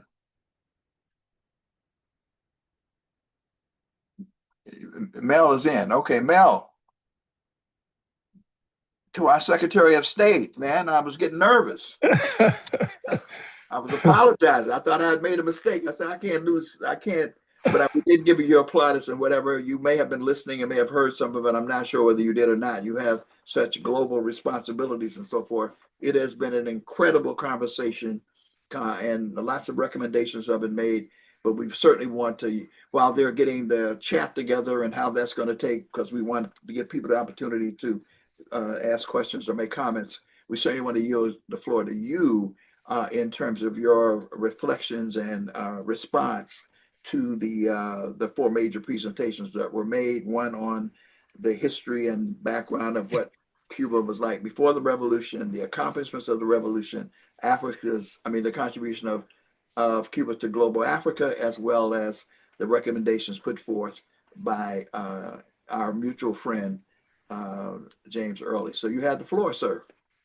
Well, thank you very much. I have been listening to a lot of it. I didn't have the link, but certainly James Early's presentation was, as expected, extraordinarily scholarly and detailed, and I thought very action oriented. So I don't have a whole lot. Milton Alamati, I know he's getting a PhD. You mentioned that he's getting his doctorate. Don't do it. Once you get your doctorate, then you got to talk big and that kind of thing. And you might lose your ghetto credentials. But I would just say that, from where I look, I follow what's going on quite closely, not just in Cuba, but really globally. And I can say that right now, we're facing some tremendous challenges. I'm looking at about 20 countries right now. I mean, Nigeria, they're bombing it. Now the U.S. is putting troops on the ground in Nigeria. What is that about?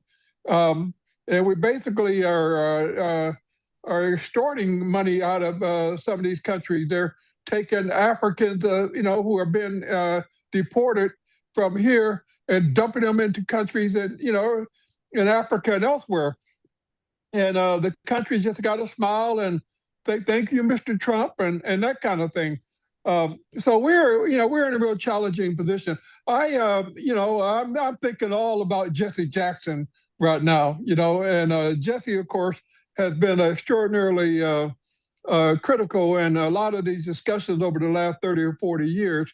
And now we're looking at the situation where Mike Johnson decides that we can't honor him here in Washington at the Rotunda. He's claiming that they got some rules. Well, this is coming directly from Trump. And yesterday, Trump at the Black History Month program was talking about how Jesse is such a good old friend and all this kind of thing, and he didn't want this kind of event to happen in Washington.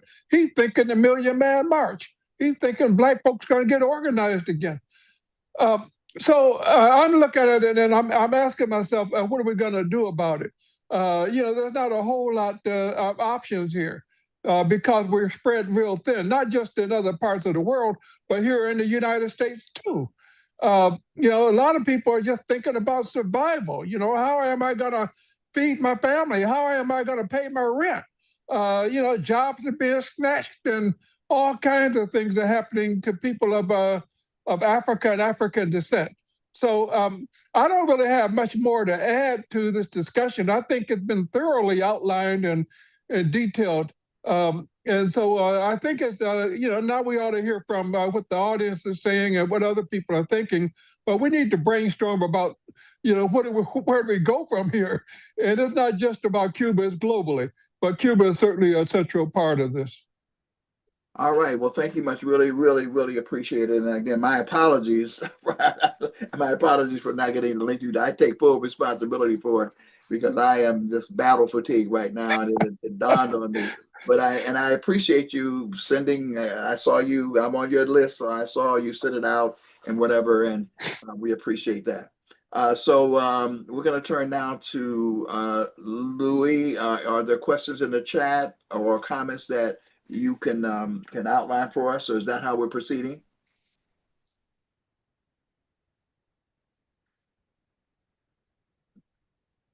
Louis. No, there's none at the moment, Dr. D. None at the moment. Oh, okay. All right. Well, we will keep the chat open. So this also offers an opportunity for us to have a space for some dialogue among ourselves, among the panelists, if you will, in terms of any questions or further amplification that anyone might have. So we have maybe another 25 minutes or so. If people would like to do that, we certainly can do it. We know that Bill Fletcher is having his daughter has a birthday today, and he's going to go off and be a wonderful dad, which is a part of the revolutionary responsibility. So I don't know, Bill, if you have anything else you'd like to contribute based on what you've heard. But the floor is open for anyone else who would like to take advantage of, while we're waiting for any comments that might come from the chat, to express yourself. Yeah, I'd like to say one thing, and again, thank you. And this was a wonderful, wonderful panel. I want to remind people that in the middle of the Great Depression, African Americans mobilized against the Italian invasion of Ethiopia. And the situation in the United States was bleak. Just as Mel was describing today, it was bleak.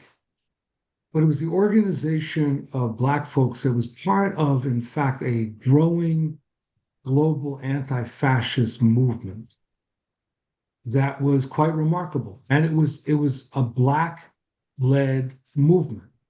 And I think that at the moment we're in, Black America must speak up about international affairs. I love these suggestions that were raised. I've been pulling my hair out, trying to figure out why Angola, which was the recipient of Cuban sacrifices, has not been sending tanker after tanker to Cuba with fuel, daring the United States, in effect, to attack them. There's part of me that just simply doesn't get it. And I know all the rationales, neocolonialism and this and that. I'm just sort of tired of hearing excuses. And I think that now is the time, and James and I have discussed this, you and I, Dr. Daniels, have spoken about this. We need an emergency response on Cuba. The normalization, pro-normalization movement in the United States has been racked with factionalism, with sectarianism, with people putting more priority on brand than on winning. And at this point, I think it's time for us to say basta. Enough. This is absurd. There needs to be the mobilization that's been discussed here, and that needs organization. And I think it needs to start. And I think that today's discussion, I'm hoping, will be the beginning of that organization. But without organization, we're toast. Right. Dr. Daniels. Yes, hold on a minute. Hold on just a minute, Milton. So I'm just trying to understand the technology. So Louis and or Kyle, you're saying that there are comments on YouTube is there a way for those to be extracted? Is there a way to integrate those into this conversation or not? While I mean, I want to hear from Milton Alamade, but then I need to hear from that because we certainly want to. If there are people who are commenting, even if you share their comments, we want to be able to get that into the mix. Milton, go right ahead. No, I just wanted to endorse what Bill had said. I think part of the main problem is that we lack bold, dynamic leaders on the continent right now. People who are willing to just take the initiative and take it where it may. And perhaps it's time for us to also raise some challenging questions to the Angolan authorities. Listen, what is your stand on this? Given that the whole world knows the significance of the Cuban intervention. South Africa, what is your position on this? We know imperialism is breathing fire behind your neck, but that does not erase the sacrifice the Cubans made to significantly impact the direction of history in your country. Sometimes we don't ask them these challenging questions very publicly. They need to respond. And if they respond negatively, then that becomes a part of the recorded history as well. I agree with that. And I think that I really agree with that. And I'm hoping that there's a way in which we can, again, some of the organizations, some of who could not or were not present today for whatever reason, but some of the Movement for Black Lives, which has over 100 organizations of mostly younger organizers who are skilled, by the way, at social media and all that, and we have relationships with them, as well as Black Lives Matter Grassroots. I know that Dr. Molina wanted to be here. I talked to her personally. But I think that one of the things that we need to do, and we'll talk about this, we need a drafting committee. We need to draft a statement on this regard.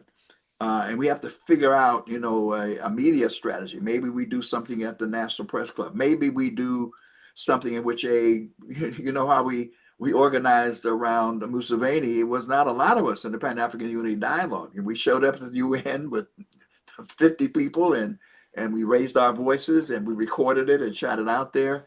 We went to the Ugandan embassy and it was only 15 or 20 of us out there and raised our voices, and it had an impact. So maybe some of those kinds of steps may be small, but if those of us who are willing can in fact use those steps to really, really move forward. And I also think simultaneously, I kind of think there's a way in which connecting with IFCO and talking with them and figuring out how to do a massive kind of caravan. One of those, could be a galvanizing point as well. And I think, and from my thinking, it is also to ignite in the Black community this notion that we really hold the key to the midterms right now. And some of you know I've been working and trying to figure out some stuff that got stepped on. We were getting ready to do some meeting, and we still are going to try to do some meetings. But this should be a central part of the overall discussion, right? And we hold the key to taking the House, and the Senate is in play because, and forgive me for saying this, but large numbers of people don't vote in America, unfortunately. But we could be, that's what Reverend Jesse Jackson talked about, being the margin of difference. And that's what I'm trying to push, and with my own little voice and whatever, to get people to say, we can actually, in this moment, seize the House, and the Senate is definitely in play, because in many of those districts, we will be the margin. They're the ones, in the barbershops and the beauty salons and even in the professional class who don't think they're above counsel and so forth. If we actionalize what Reverend Jesse Jackson called those rocks just laying around on the ground, then that gives us a tremendous amount of leverage, in terms of, even if the person who's in the White House remains there. But forgive me for just going off a little bit here, because now, hold up a minute. Now, Louis, y'all tell me about what's happening with YouTube in the chat, because I saw a couple of comments. Can you just repeat them rather than have me do them or whatever? Louis, can you do that? I saw one from Aura Burke. Apparently, I saw a name, Aura Burke, who at least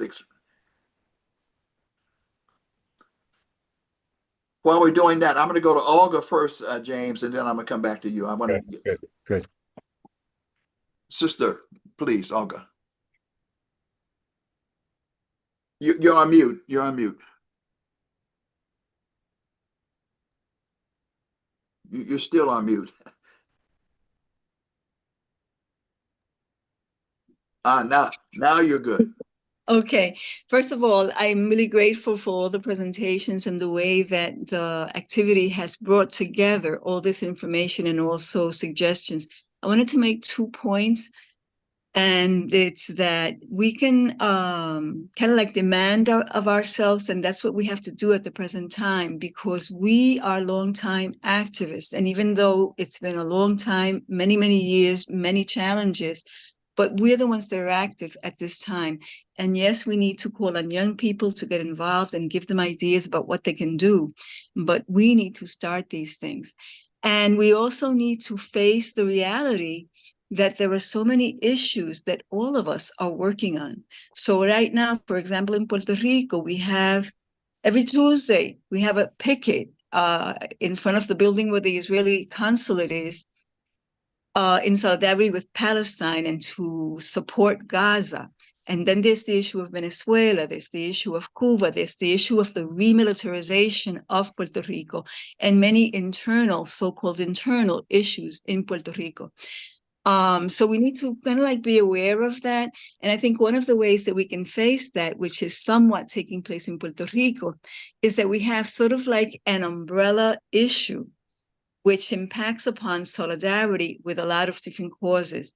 And that is the denunciation of the intensification of the use of Puerto Rico as a point of departure for aggression because of the military bases, the United States military bases in Puerto Rico. So that's one thing. We sort of like focused on anti-militarism and especially against the use of Puerto Rico as a point of departure for aggression.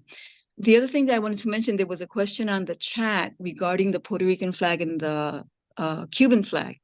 And yes, that issue is continually present because it's so clear. And just to answer that, when I mentioned the Cuban Revolutionary Party in New York and the Committee for Puerto Rican Independence within that party, that they actually designed the Puerto Rican flag to be similar and just invert the colors as relates to the Cuban flag. And that's where the relationship is. It was a conscious decision because of the unity of these two peoples in their struggle up until that point to do that.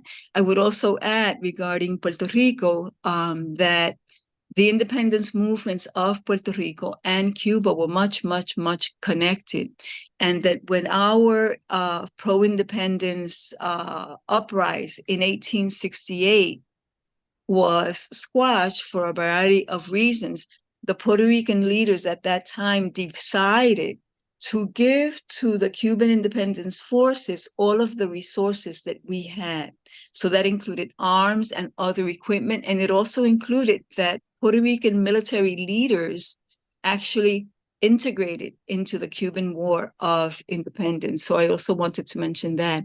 But in summary, I really think that, yes, we've been working for a very long time. Yes, we're involved in many things, but yes, we need to reach deep inside and get that energy and get that intent to continue and to bring new people in, to bring young people in, but also to see if we can establish some umbrella issues that address many of the challenges that we have right now, including Cuba solidarity. Thank you.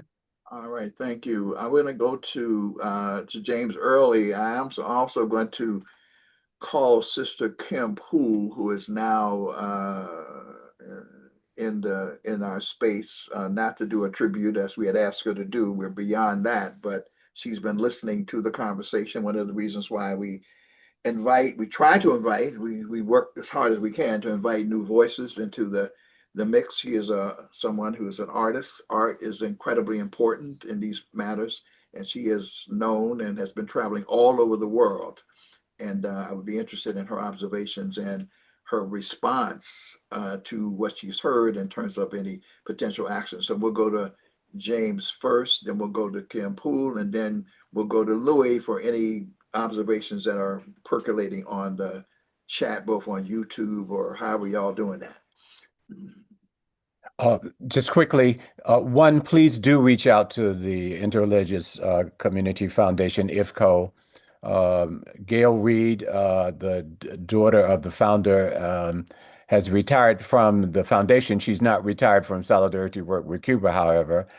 Reach out to Reverend Claudia de la Cruz, a very important, I'm going to give her a designation as a young adult, very, very conscious activist in the context of liberation theology, and they are doing major projects around Cuba. So please do reach out to them. Secondly, I think the Pan-African Unity Dialogue should consider organizing really as soon as possible a trip to Cuba, not so much among the principals today on this panel, but reaching out to these broader organizations that Ron Daniels has invited. One of the challenges for us is that there are sort of, if you will, longstanding professional solidarity communities that include both liberals, progressives, and socialists. And we tend to often be a circle within ourselves, and Yes. we need to reach out to the Yes. broader public. We need to reach out to the common empathy about humanity. It's not a question of whether they support Cuban socialism, but it is about how they stand against the inhumane policies, the barbarous policies that are being carried out. And this is a great moment to do so. Gaza, of all of the international issues, all of the international genocides that are going on, Gaza has concentrated that many segments of the U.S. public are willing to reach beyond national politics and to step forward and to say that we don't want to live in a world where our governments and our corporations are carrying out these kinds of inhumane, barbarous situations. And what we're seeing now with the attempt to starve Cubans, as Paul Coates has just reported from Black Plastic Press on his return, shows that there is a broader sector, our broader sectors plural, in the U.S. that we could organize and take a delegation to Cuba to see Cuba for themselves, to build relationships. And finally, we need to say to the mass media consistently, and we need to say to our elected officials, that the representatives of the Cuban people, the Cuban government, consistently and historically has said in the context of the Cuban Revolution right up to today, they are willing to discuss any issues that the United States government puts on the table, but with two conditions. They will be done with civil respect, and there will be no preconditions, and that they want to continue to implement the policies that the administrations of Barack Obama and Raul Castro brought to the fore, that the American public needs to be aware of. I will not try to elaborate all those, but there are ongoing relations. And I said finally, but this is finally, we are being stopped, as has been pointed out by Bill Fletcher and others, from taking advantage of one of the leading biotechnical countries in the entire world. Yes. That addresses issues of diabetes, addresses issues of cancer. There, ironically, is a relationship between a Northeastern company that has gone on for decades with the Cubans, trying to prevent cancer, Alzheimer's disease. Cubans have made extraordinary development. 5 vaccines during the point of COVID, in which, because the United States extends its financial domination around the world, prevented Cubans from getting basic things like needles, but countries like Mexico, like Brazil, like Italy, and all across Africa China utilizes those effective vaccines against COVID.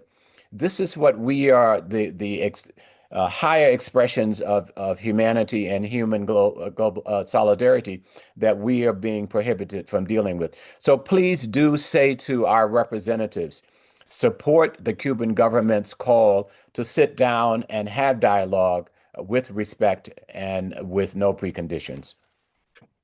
Okay, Kim Poole, please, you have the floor. Thank you, Dr. Ron. You know me, always on the move doing this work. KIM, keep it moving in real time. Excuse the fact that I'm in the car as we speak. I worked really hard over the past 3 days with our international network of teaching artists, culture workers, healer, growers to put together the tribute for Malcolm X. And we did that because it's important that you all see the faces and hear the voices of those that affirm the fact that Malcolm X lives. We know that on February 21st in 1965, he was assassinated, but that was only in the physical realm.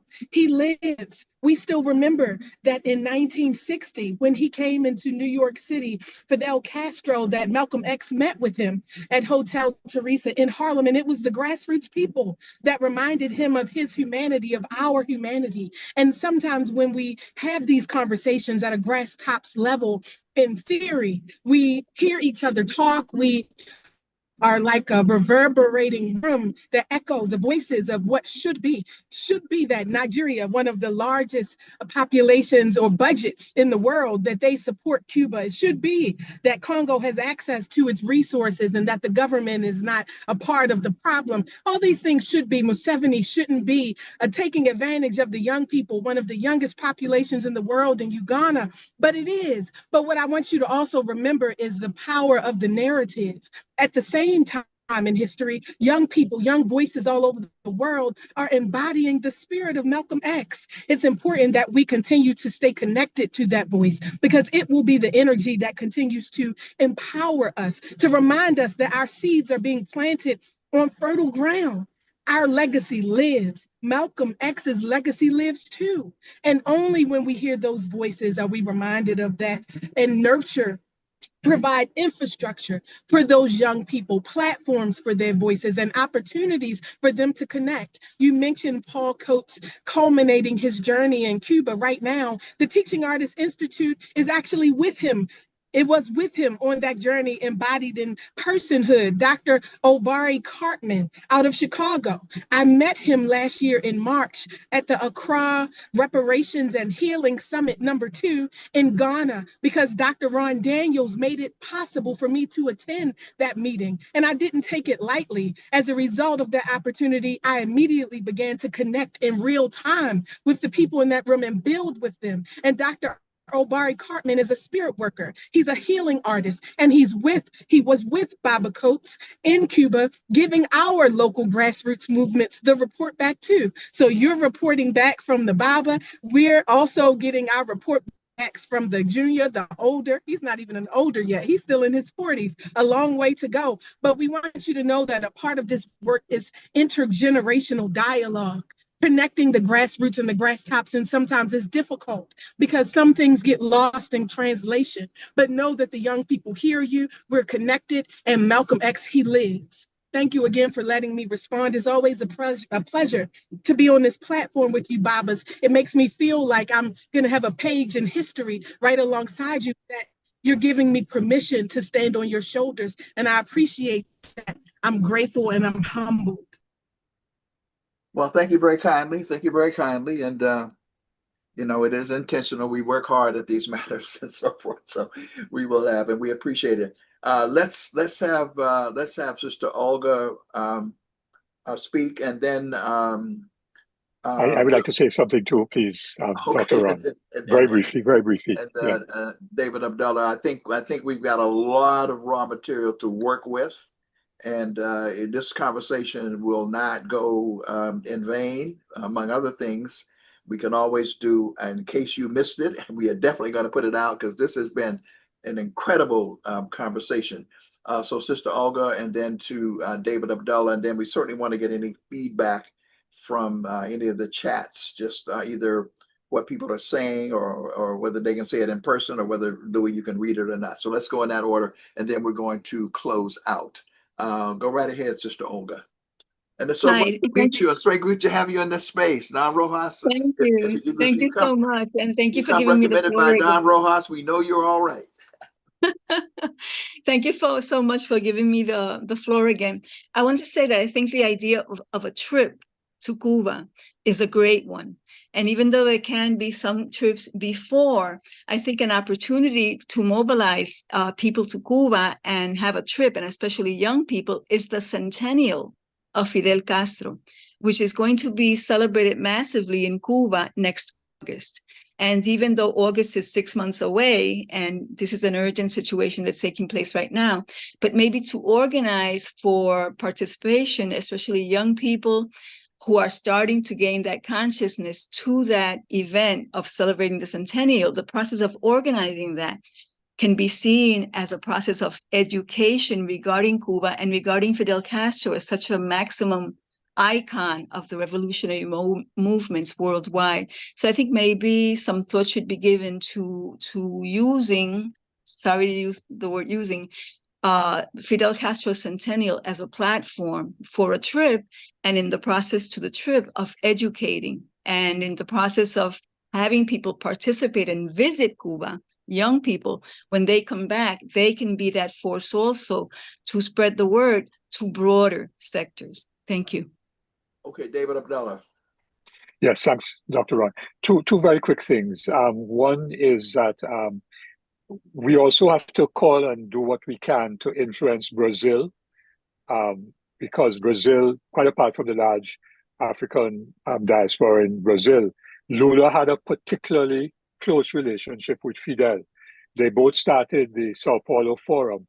The MSA is a party member of the forum, and we are going to reach out to our comrades in the Workers' Party of Brazil and say to them that they have a major obligation, because Brazil is an oil-producing country as well. And Mexico should also not fear those tariffs. I mean, yesterday the Supreme Court gave a judgment, and of course Trump may try and do all kinds of craziness, but at some point in time, leaders who are progressive have to take a stand and say we are not going to be cowed by the bully, and that we are going to do what is morally right. Because if we don't do what is morally right, then Cuba will certainly suffer the consequences. So in this hemisphere, we in the Assembly of Caribbean people had an executive meeting last night, and we're in the process of writing to the CARICOM heads of government who are meeting in summit from the 26th of February, that's next week, Thursday to Saturday. So we are going to be writing them and mobilizing around that, because we understand that Rubio is going to be in St. Kitts at that heads of government meeting. And we have to tell our leaders in CARICOM, apart from Prasad Bisesso, who was already sold out, but the other leaders have to stand up to Rubio and tell him where to get off. That statement he made in Munich was the worst racist and imperialist and colonial statement. It sounded like it came out of the Berlin conference of whenever that was, you know. So we are going to be doing what we can in terms of CARICOM and appealing to people in the Caribbean, not only to sign petitions and so on, but also to send material support. Things like solar panels and ECAP, the Institute of Friendship with the Peoples, can provide lists of things like medicines and other requirements that are badly needed at this point in time as part of our solidarity. Because George Weeks, former President General WTO, made a famous comment to us in the Union in the 70s. He said, we've become too resolutionary and not revolutionary enough. Right. Yeah. And I certainly think we have to use statements and resolutions to mobilize and organize, like Bill Fletcher and Olga and James have suggested. Thank you. I appreciate that. Now I'm taking note of that statement that was made by Rubio. But those become raw material for, you know, the outrage becoming transformed into righteous engagement. I did a piece this morning on this whole thing about the Speaker of the House refusing to let Reverend Jackson lay an honor, you know, in the rotunda. So people are upset about it, but we got to upset about it's not enough. We have that becomes the fuel that we have to utilize. So we're going to be looking for people to add to, because it's the head and the heart. It's really the heart. When you can strike a chord like that, that really gets people to move.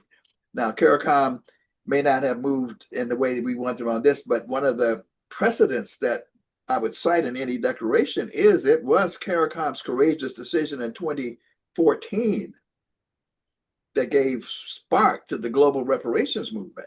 I mean, they threw down, and they are under neo-colonial, but they said nonetheless, we throwing down. So this is one of those throwdown moments as well. So we certainly want to reference that. The other thing I would say is that if anybody knows how we operate with the Institute of the Black World 21st Century, it is the broadening always. I have this statement about not wanting to have conversation, what I call an incestuous conversation with ourselves. That is my guiding principle, so to speak. So any forums that you've seen, if you come to the State of the Black World Conference, you see a broad configuration of people. So I have some definite ideas about this delegation that James is talking about in terms of the breadth of it, the new voices and people who could definitely, I think we can begin to talk about that. And I think Sister Olga, it may be a two-step process. You know what I mean? We may have to do something before August, but that August, what we do before that can also set the stage for the broader piece, because we are definitely going to engage some of the organizations that we referenced, and some Sister Kim Poole is already here to help with that, and others. So I think we're going to be on a good path. Louis, anything in the chat that you want to just share with people in terms of what impressions people have had or conversations that are taking place that you want to synopsize? Louis, are you there? Louis seems to be having some sort of technical issue, so I think we should just move forward. Yeah, but Kyle, have you seen anything? I mean, you could. It doesn't have to. I've posted them in the chat, so if any of the panelists would like to pick something.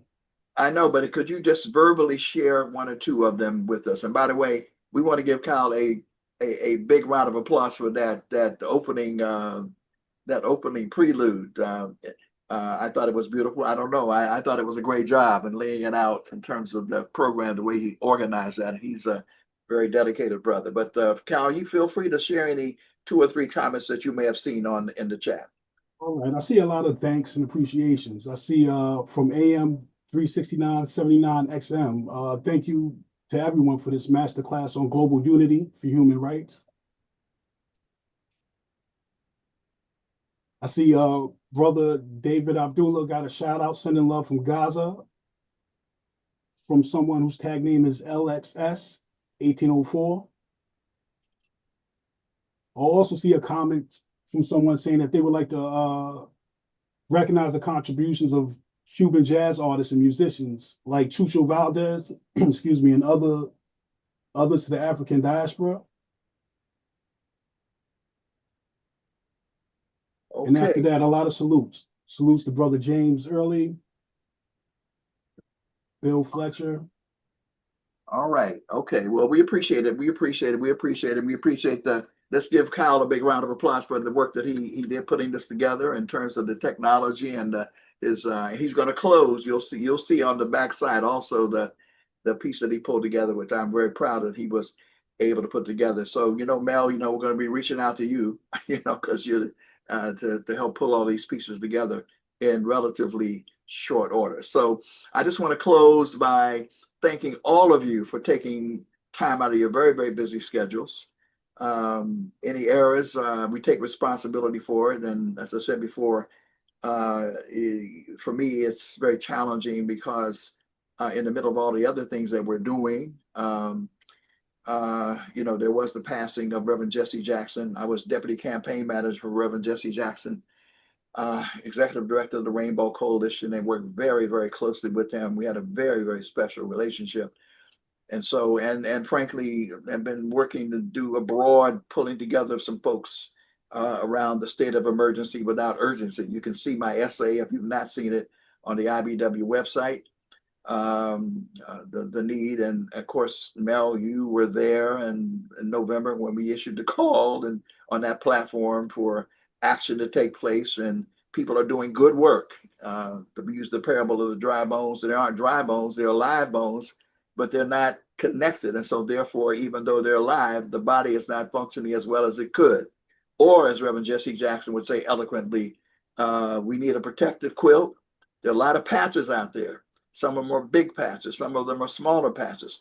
But his notion was there needs to be a connective thread that will create this protective quilt, in his ingenious way of putting it. And that's what I'm also laboring to try to do with whatever my little voice has in trying to pull that off. So in the middle of that, we also had to do this session today. Fortunately, we do have access to some of the key leaders of the Congressional Black Caucus. I already sent out to some of their key staffers the promo, the flyer about this. I got a couple of positive responses back, if you will. And so we'll be actualizing those in terms of some backdoor meetings or quiet meetings that we'll be having to take this message directly to some of them in those conversations. So again, Olga, I see your hands. I'm about to wrap up, but any final comment, please do, because we're at the mountaintop now. Thank you so much. I just wanted to emphasize, because I didn't do it before, the historical solidarity of the African American and the Black community, the revolutionary organizations on the case of Puerto Rico, and to specify that in 1974, we had a massive activity for the independence of Puerto Rico and the freedom of our political prisoners in Madison Square Garden. And the huge coalition that was organized to carry that out had tremendous and significant influence from a number of Black organizations in the United States. And also, finally, to state that Jesse Jackson was also a part of that. And Jesse Jackson also was once a petitioner in the United Nations hearings on the issue of the decolonization of Puerto Rico. So I just really wanted to not conclude without having mentioned that. Thank you so much for giving me the floor once again. Well, thank you. Well, you're in now, so you know you're in. So so we're going to be reaching out to you as well and broadening as we move forward. I also just want to thank our comrades and friends in the Pan-African Unity Dialogue. We assumed that some of them are out there, and we could not let them all into space, but they are. It came out of a conversation we were having with the Pan-African Unity Dialogue, by the way, which is the mission of the Pan-African Unity Dialogue, is to make sure that we practice Pan-Africanism in this space. That is to say, to pull together Afro-descendants, Caribbean Americans, continental Africans, and quote unquote African Americans, so that we are not in conflict with each other. The fact that we are all of the same skin color does not necessarily mean anything.